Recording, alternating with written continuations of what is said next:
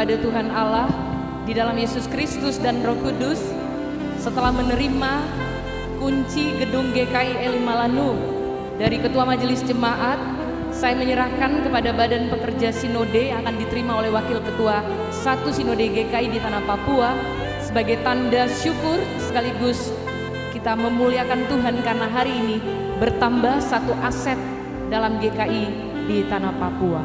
Tuhan dimuliakan.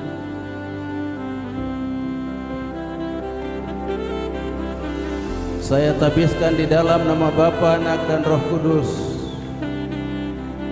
Gedung ini ditabiskan supaya Tuhan Allah tinggal di dalamnya.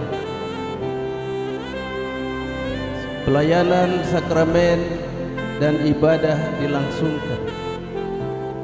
Jemaat datang kepadanya dengan pujian, sembah, dan syukur. Amin.